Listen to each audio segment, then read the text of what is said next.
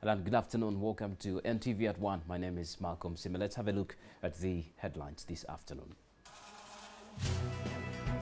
If you have feeds and you are a fish farmer, Killing the golden goose. Experts warn government that the proposed new taxes on agricultural inputs will make Uganda non-competitive.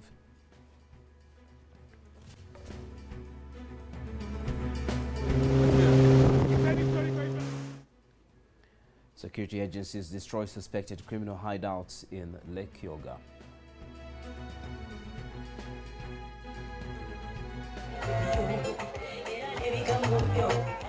And also coming up, Masaka taxi drivers back the Chankwanzi resolution to give President Yoweri Museveni another term in office.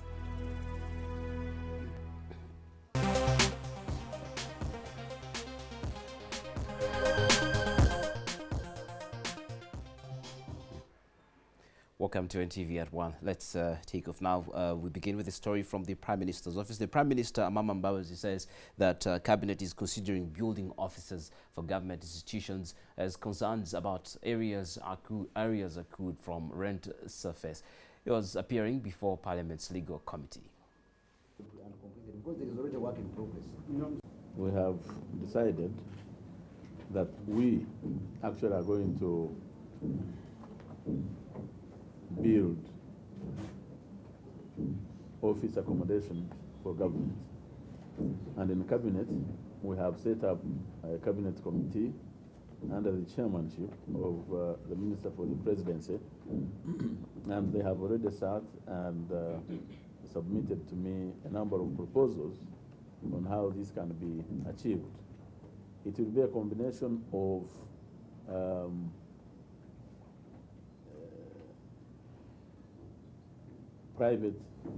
public-private partnership and direct government funding where we can do that. But we have not concluded this, have not met the committee, we have not made a submission to cabinet. When we have concluded that, you'll be informed. The new value-added tax on agricultural inputs will instead spur counterfeits, particularly seeds in the local market. Experts warn that the Alliance for Green Revolution in Africa, AGRA, alongside the Economic Policy Research Center, they say that this move will ultimately affect Uganda's competitiveness. Speakers of the breakfast meeting here in Kampala have also warned counterfeit seeds remain the single largest factor behind crop failure on thousands of fields countrywide. you organize it because VAT is for the last consumer. If you have feeds and you are a fish farmer, then you are not the last consumer. The last consumer is the one who buys it to eat it. But do you have a way you use receipts? Whatever tax you want to put in place, my take on this is that, first of all, we have to prepare the source of this tax. We want to tax our farmers. We need to provide for them. But subject to the approval of Parliament, and when the Parliament rejects it, then Uganda Revenue Authority is duty-bound to refund the taxes so collected. We are fully on board with that. And so we very much feel that there is a strong risk that that dynamic, which we strongly believe is underway in this country, could be jeopardized. Now, so many people, including farmers, activists are asking government to reconsider its stand on VAT on agriculture inputs. They say it will kill the agriculture sector, which is struggling and which is also happens to be the mainstay of our economy. To discuss this matter of the proposed taxes in the recent budget, Dr. Swaib Mboa, a senior research fellow of the Economic Policy Research at the Economic Policy Research Center. You're very welcome, Mr. Mboa. Thank you very much. Good. So, for starters, very many people in the agriculture sector and those who advocate for the betterment of the agriculture sector in this country have been complaining about these tax proposals, which other people actually say that URA has started, putting in practice, including on inputs and all that. How is that likely to affect the sector in your view? Oh yeah, thank you very much. apparently the morning dialogue we organized is part of the EPRC's theme of this year of resource mobilization, domestic resource mobilization and enhancing development. And we can see that this really, the Minister of Finance has been able to pronounce, the Minister of Finance has already, it's pronounced in the budget, the budget speech that there is a need indeed to mobilize resources domestically. This morning we were successful in putting together all stakeholders. We've been hearing a lot of information coming from all stakeholders, giving different opinions. So today the effort was to put them together and really ensure that the discussion is reached to forge a way forward. And apparently what has emerged from the discussion this morning is that wider consultations are required, and we need to do enough research to make pronouncements on the issue of VAT. So that's what happened successfully this morning. So if a proposal receives a yes, as it is right now, there will obviously be an impact. And what would that impact be to the farmers first of all, and maybe to the economy? What will happen? Yeah, I think what has happened in the morning, this morning today, is that there are dissenting views on this. The proposal to impose taxes on VAT, we think that there is a need for a holistic study. We need to look at how it will impact the entire value chain. That's what we've proposed. We've given examples of maize is affected differently. The margins are low at the farmer level and high at the marketing level, wholesale level. Then whereas the margins for the coffee value chain the margins are high at the production level. So we think a blanket imposing of VAT on agricultural inputs could have different impacts. So we need to sincerely understand what the impact will be in a holistic manner. In a holistic manner. Yeah. So what does this mean to farmers, especially those operating on a small scale? Operating on a small scale, I think what could happen is that definitely the cost of production will go high, the cost structure will go high, but apparently that means that they will come up with, they will be affected in one way or another. What we don't want to see is government has made a lot of effort in promoting use of inputs, and we think that by way of promoting this input use, that should be enhanced through government programs. Through government programs, yeah. And probably putting better prices that farmers will definitely manage to pay. There's also fear that, which is already happening, that there are fake outputs, agricultural inputs rather, fertilizers and all that on the market. And how is this new tax likely to increase or take the problem up in the roof? Well, I think the issue of fake fertilizers is about regulation. I think that is another side of the story. We're talking about fake fertilizers and so on and inputs. That's regulation. But what we need to focus on will be the impact on the production structure, how that will be affected. And then in any case, if government needs to collect the taxes, but we are proposing that we look at the holistic system.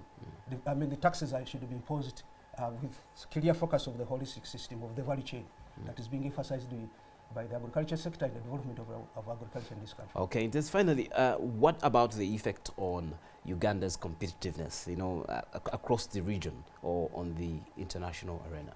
Yeah, I think in perspective of that, we are living in a regional bloc, East African community, and we are having different policies within the region. There are countries in the neighboring countries that are that are providing support through subsidies, and then other countries have come up with the different policies on VAT. So we need to harmonize that. That needs to be harmonized. So that's where we are saying that as EPRC we need to do more studies. We need to do more research to inform government on what it should be done. From a position that there is evidence that will show how the VAT will affect agriculture. Dr. Mboa, you think government does not have technocrats to really know that when you impose taxes on, for example, fertilizers and agricultural inputs, this will be the drawback? What exactly, where are the gaps? What is lacking? Well, I think we need to back up the evidence. We need to support government in by doing research to support its decisions and policies. So that's what we, as EPRC, that's what. Do you have the capacity right now we to have the bring out capacity better to results? Yeah. And in any case, as I told you, that this is part of the major theme of EPRC. The major theme of this year is resource mobilization, domestic resource mobilization to enhance sustainable development, supporting sustainable development in the country. Right. We know that donor funding is drying up, so there is need to focus on that. And we intend to do more research on that. Thank you very much. Dr. Swipe Mboa is a research fellow of the Economic Policy Research Center, and you know, trying to tell us what they are doing to help government to try and understand the policies, and that the new proposals should not affect farmers, you know, deeply at the end of the day. Let's move on. Security operatives comprising the Uganda People's Defense Forces, the police and the regional fisheries enforcement team from Kaye landing site in Apac district have destroyed several hideouts on tens of islands. That's on Lake Choga, Sambaya, Bateso, Afande Camp, USA, among others, all owned by civilians and veterans who are among those used as hubs for criminals. According to Amlan Tumusime, the head of the Regional Fisheries Enforcement, people have been living on the islands for a decade, although they had been warned to leave several times. Is this really? Not only that, you imagine this one. They have been warned several times by politicians, by other local leaders, but they could not take the advice seriously. So until the Chief of Defense Forces, General Katumba Wamala, intervened and said, no, these people cannot stay there. One, they're a source of insecurity. Two, they are depleting the lake. Most of these people are criminals, and they're habitual criminals. And when they hide in such places, you can, first of all, it is difficult for police to get them. Secondly, to even account for them. John Robert Omuto, who is the Deputy Resident Commissioner for Apac District, confirmed to NTV that there has been fear that people living on the islands are wanted criminals who escaped from prison. People who have committed some crimes somewhere, like we also got an intelligence that these SADs are occupying people, even some people who ran away from some prisons, who have committed high crimes like murder, defilement. This is where they hide. These are their caves. They hide here and sleep. Under there's water, so you can see it's just floating. There is no toilet. Omutu said that the heavy deployment forced about 1,500 people. The agents from the Joint Security Operation have meanwhile camped on different landing sites and shall be patrolling regularly. There is no way we can leave him. Taxi drivers in Masaka have endorsed the resolution made by the NRM caucus in February to front President Yoweri Museveni as the sole candidate for the presidency in 2016. The drivers converged at Masaka recreation grounds and unanimously agreed to rally behind the president, saying they were grateful that he had granted them the mandate to manage the taxi parks in their areas of operation. There was jubilation in Masaka town yesterday. Taxi drivers in support of the NRM marched along the streets of Masaka town, chanting party slogans and dancing to the beat of the Kadodi drums.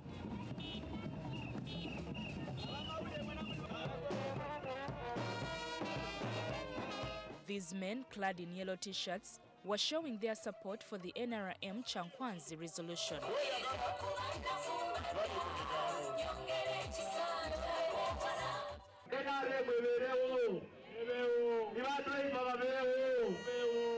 After the march, they all gathered at Masaka recreation grounds, where the Rengo District NRM Chairman Muyanja Mbabali addressed them.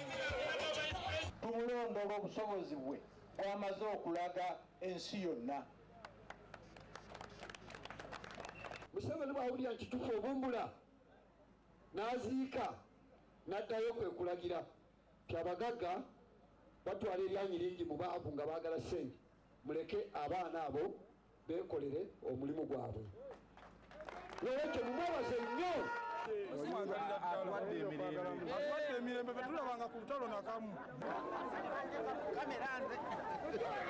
The assembly, however, ended in drama.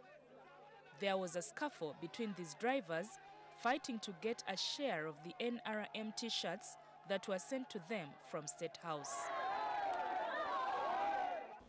The future of students doing medicine, nursing and pharmacy hangs in balance as they continue to struggle to find internship placement. While opportunities for placement are available, the essentials for their practice are lacking. We have a report. When an intern is taken on, they have to be trained in practicals to enhance their skill before they can be licensed by the professional bodies. 1 million shillings is needed for each intern per month. The hospital meets the cost of feeding them and so pays every intern some amount of money to take care of their feeding.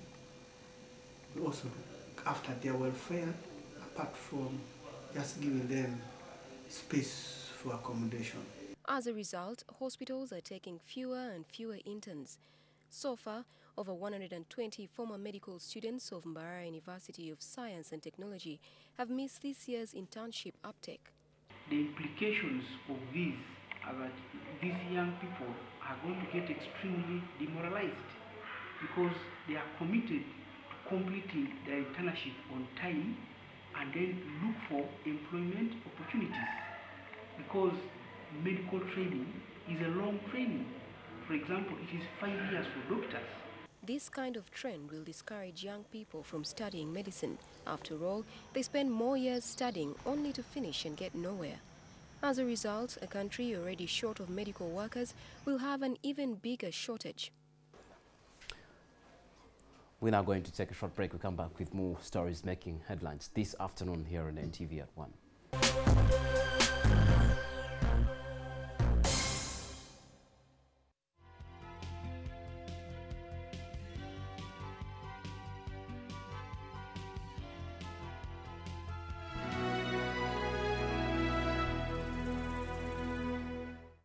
Use White Star Laundry Bar Soap with a lemon fragrance and you'll have a fresh, clean day. Be like a star. Use White Star.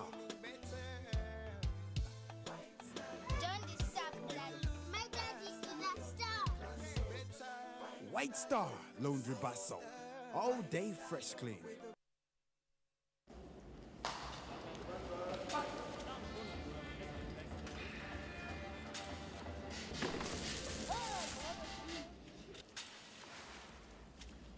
Stand by and split. Action.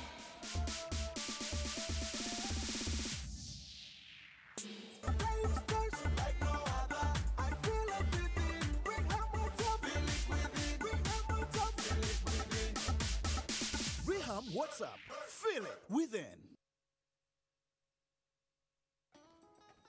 Ariel claims to give us the best stain removal in one wash, so we'll collect tough stains, red sand, fruit juice, chocolate ice cream.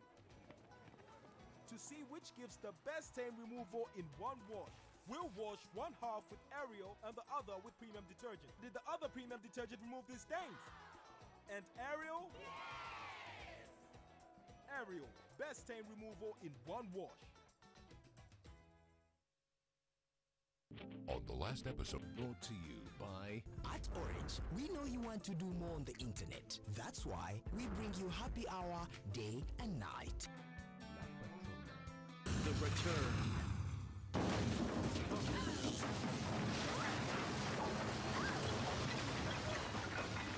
Besides, I'm the law in this town, and I get the orders around here. Because I promised my father before you had him murdered. Now I swear it to you. Antonia, you're going to beg me. What about you? Did you trust me? I went into my office, and where I keep the explosives had been forced open. Only one woman was seen there. It was Gabriela Suarez. No, that is not true. The investments this lady wants to make is worth millions. Everything she does is very big. Annabelle, we've got a problem. Buddy, you better watch your back. That's everybody. It's time to add more fuel to the fire. The return. La Patrona.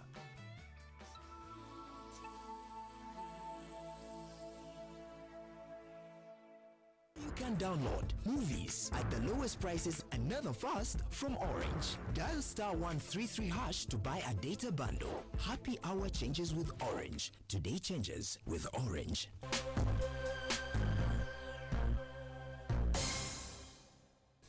Welcome back. This is Ntv at One. Now, on matters farming, did you know that you could also make the ceiling of your house serve another purpose, probably as a chicken brooder? The pastor in Makindi, Kampala, is doing just that, is rearing broiler chicken, over 200 birds in his ceiling. Peterson Sozi says he adopted this system from India and Brazil, and that this species are closely linked to local chicken kept under the free-range system in Uganda. Now, each of these birds, of the 200 birds, lays 200 eggs annually. So Dio Biarhanga tells the story.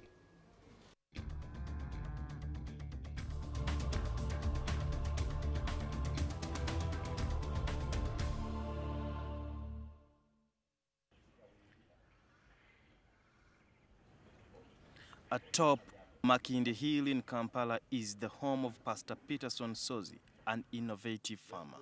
His house is like any other, but the roof has more than one use. Sozi took us to his brood above the ceiling, and this is what welcomed us. Pastor Sozi told us that while he was staying in the UK, he was always begging for dime note, until one day he was challenged by a Jewish lawyer who asked him why he was begging, yet he comes from a country that has unexploited natural resources. And that alone has always challenged him to use all his knowledge and ensure he earns a living. He converted what is known as his own ceiling into a chicken brooder in order for him to rear more, because every day the space he had outside was diminishing as the chicken increased. Now that word dime really struck deep into my heart, because really it is change.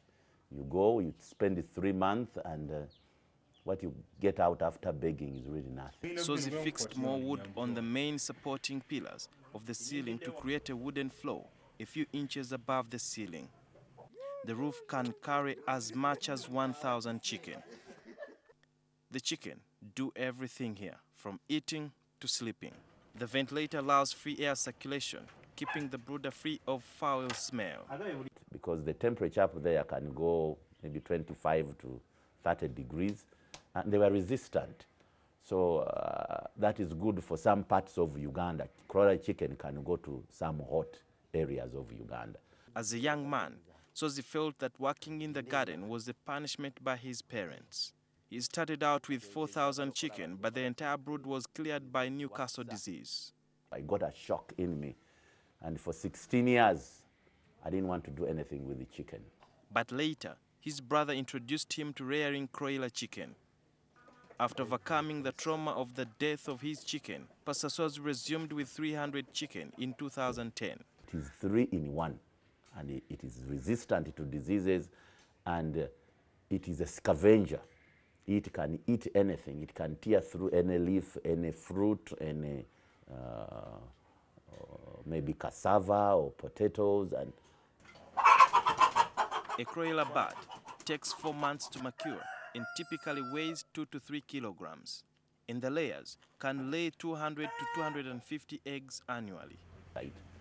And I was able to sell 1-month-old chicken to Accra, Ghana. I don't know what Uganda has ever sold to Accra, Ghana. The chicken feed includes droppings from the quail birds, mixed with banana peels, silverfish, and maize. Sozi says broiler birds, which look like local chicken, can also live under the free-range system. You lose money when you have layers and they're not laying. But then you really wait, and then when the food is at a good price, you swing back into action. One of the major challenges Sozi faces is adulterated chicken feed, which is sometimes mixed with sand. You buy 5 kilos, but the true protein you're buying is like 3 kilos. Sozi has a ready plan to overcome the high cost of chicken feed. White bean is called semuye or mukokota in Uganda, and it has very, very high proteins in it, just like soya bean. So I've been telling people to grow it, and once that one is grown, we will put our chicken feed price down. The fertilized eggs are sold at 500 shillings each. The man of God collects at least 1,500 eggs weekly and hatches 6,000 chicks per month. 1 day old is 3,000. 1 month old is 7,000, and normal chicken ranges between 35,000 to 50,000. Sozi's home is often busy, with people from across the country streaming here for consultation. He charges them 5,000 shillings each.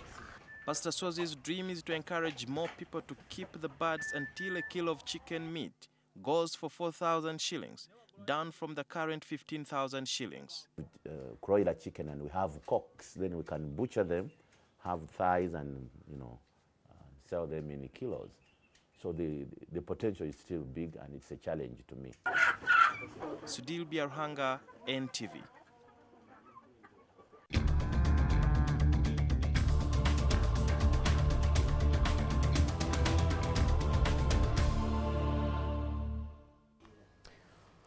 And that is, thank you very much, Sudil, for that interesting story. Now, Tiger Woods has ruled himself out of contention for next month's Ryder Cup because of injury. And in football, according to the Premier League Chief Executive Officer Richard Scandamore, Luis Suarez is an accident waiting to happen, and Liverpool were right to sell the striker. We have a report. Woods, who failed to qualify automatically for the Glen Eagles event, has been suffering from a persistent back problem. He had surgery in March and has been told not to play by doctors. While number 11 Woods, who has played in 7 Ryder Cups but only been on the winning side once, was sidelined for 3 months following his surgery but reported no pain when he returned to action in June. Meanwhile, Luis Suarez is serving a 4-month ban for biting Italy's Giorgio Chiellini at the World Cup. The 27-year-old, who will discover the outcome of his appeal against that ban today, left Anfield to join Barcelona for £75 million in the summer. Premier League Chief Executive Richard Scandamore said although he was great to have in the league, he is an accident waiting to happen. That's it in sports, and we're going to get many more stories, latest stories on what's happening in the world of sports coming up on Mumuli.